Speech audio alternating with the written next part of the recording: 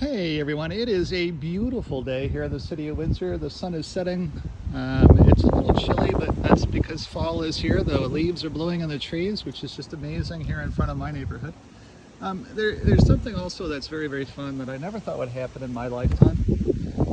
And I'm celebrating that with this sign here in the front yard. We have a young lady that's running for city council. She came to my door and was chatting with us for a while. And she is of a different community. So it's fun.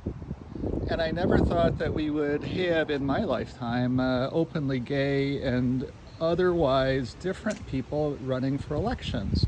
So to celebrate that, we have a little sign here in our front yard. I thought it was pretty darn cool. I am a social liberal, fiscal conservative, but social liberal. And this video is a little bit about fiscal conservatism. So as you know, I live in a townhome, but I also wanted to talk with you a little bit about good assets versus bad assets. So I have a pickup truck as a vehicle. It's one of the vehicles in the household. This one's not paid off. It does have the Hemi motor in it because I bought a fifth wheel camper trailer, not a huge camper trailer, but a simple camper trailer, just something for two.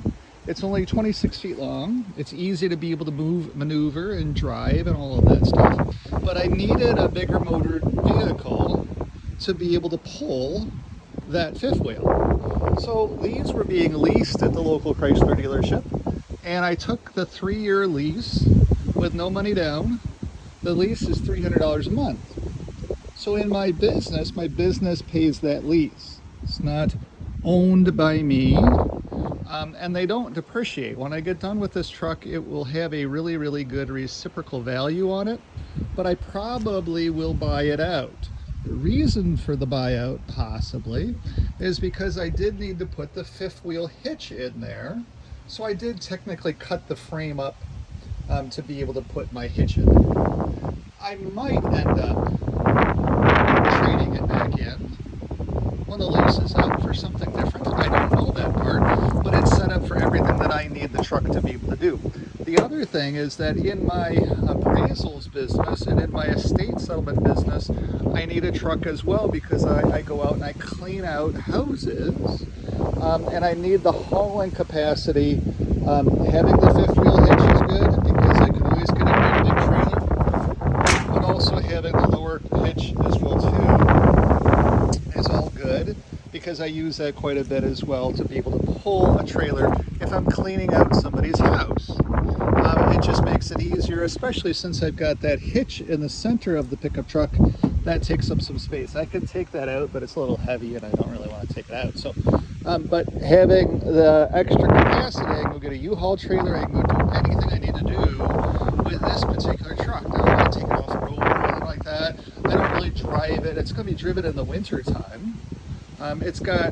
It's a year old now and it's got 10,000 kilometers on it. So we've gone camping with it a few times and that's pretty much it. We've gone down to Toledo with it because I empty out my warehouse down there and I bring stuff back. So at the end of the day, good money, good investment all the way around.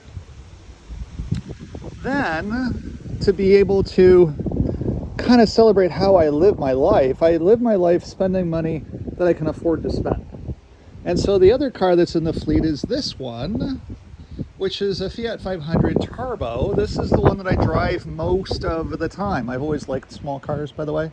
I've had Honda Civics and things like that in my past. CBC Honda Civics, really, really cool ones that go fast and squeal their tires and all that stuff. There's a fun story about a friend of mine that had a Grand Prix. His name's Aaron.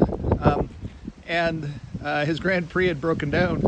And I ended up towing it with my rusted out Honda Civic that I got off my brother for like $100. And before he got it, and when we got it over to the service shop, before he could get into my car, I told him, I locked the door and I said, "You'll never pick on my car ever again, because my car just towed your Grand Prix halfway across town."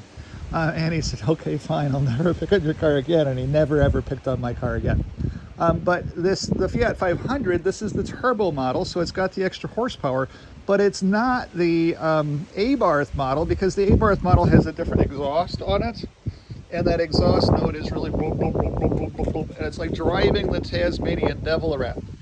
The turbo model is quieter, has all the same horsepower. There's about 5 horsepower less than the turbo model, but it has all of the same suspension, all of the same things that the Abarth has.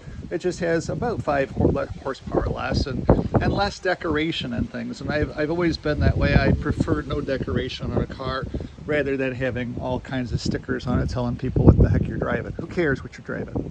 It's not about you. It's about going fast. It's about going around people. It's about getting to where you got to go. This is also the 5-speed, so it's a lot of fun to drive. But what was also fun about this car is that it's only $10,000. So that is technically, when I sell a $600,000 house, that's a commission check. So it's like buying a car, getting one check, one paycheck type of thing. So at the end of the day, this made sense because it helps to augment the truck I needed. The car, was easy to pay for. Very simple to pay for it. A little bit of work, but it's paid for. And then the other car that's in the garage is a Murano that we bought. I think it's 5 years old now. Muranos are one of those vehicles that have never been updated in any way because they don't need to be. They're just phenomenal vehicles. And they sell their consistent units every single month. So the other vehicle is paid off as well too. It's not here right now. It's out actually picking up my mother-in-law because we're going to dinner tonight. It's Friday night. We go to dinner every Friday night. Tonight is fish and chips night. So we're going to go out and have a Guinness and some fish. We're going to do the good Catholic thing tonight. But I just wanted to do a little video for you about good debt, bad debt.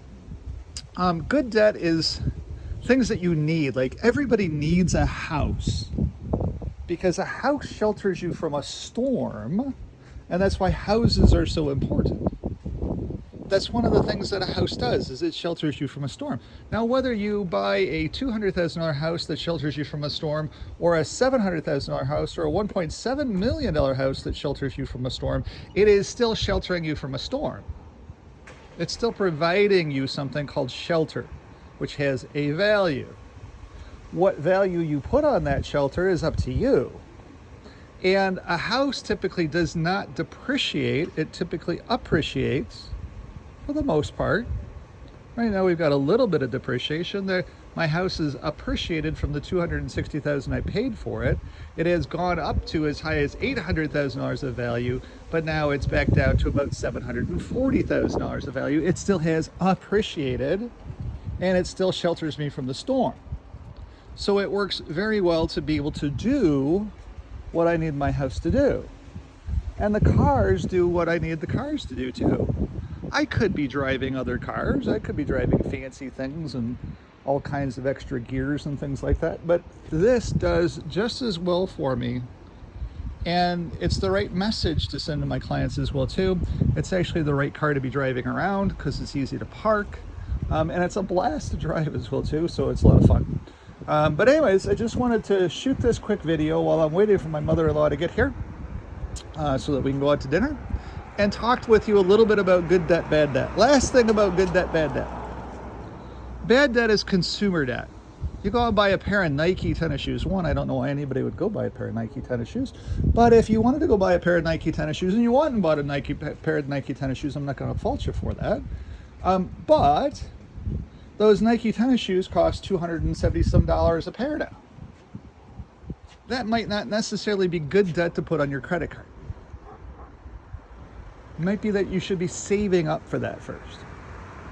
But then the other side of the equation, good debt, are appreciating or earning assets. So good debt is debt like what I spent last night. I bought a collection of Matchbox and Hot Wheels cars last night for $220 US dollars.